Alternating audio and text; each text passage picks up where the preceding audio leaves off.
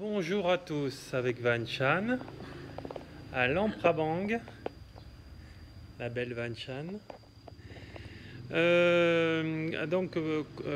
Pourquoi augmenter mon taux vibratoire pour être heureux? Alors, quelle est l'utilité? Souvent, on voit des articles un peu partout sur Internet, etc.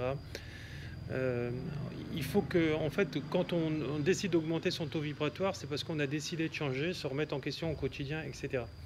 Alors certaines personnes vont vous dire il faut faire ceci, d'autres cela, etc. Il faut que vous fassiez des choses qui vous parlent et arrêtez, disons, d'écouter Pierre, Paul, Jacques, etc. Il faut déjà le ressentir. C'est un peu comme moi quand je viens avec Van, on va dans des temples bouddhistes, etc.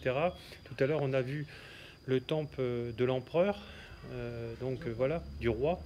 Etc. On a senti tous les deux, en tout cas, une très mauvaise énergie, une énergie différente des autres temples. C'est beau, c'est luxueux, il y a de l'or, etc. Il y a des gardiens qui vont surveiller tout ça, c'est sous. Voilà. Mais en fait, moi je dirais, ça reste superficiel.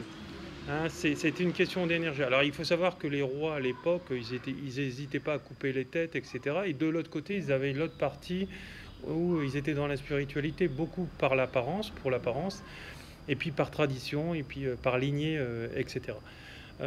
Il faut savoir. Oui, on a visité tout à l'heure Wat San Kong, c'est le plus vieux temple de l'Amprabang.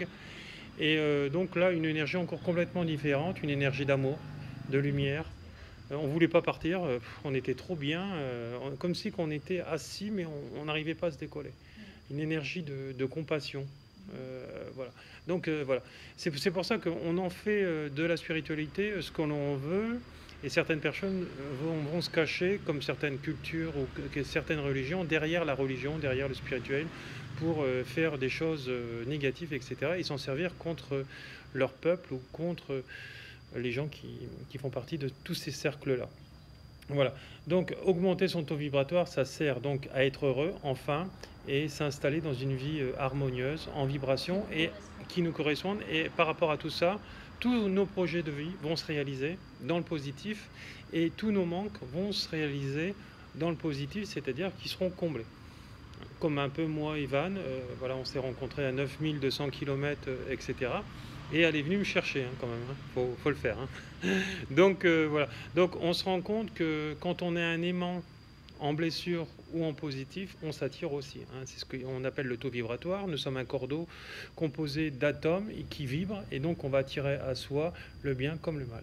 Donc c'est pour ça que si vous avez beaucoup de choses négatives, c'est bien sûr lié à vos blessures qu'il faut aller absolument guérir, etc. pour augmenter. Et tout ceci, en fait, nous le voyons dans nos formations en chamanisme, en magnétisme, en Reiki, etc. Et donc c'est pour moi la meilleure solution pour augmenter son taux vibratoire. Voilà, vous voyez le super Bouddha derrière moi, magnifique. Et vous retrouverez en fait tout sous mes vidéos pour pouvoir me joindre, mes stages, mes conférences, etc. Voilà. Beaucoup d'amour, bonne journée.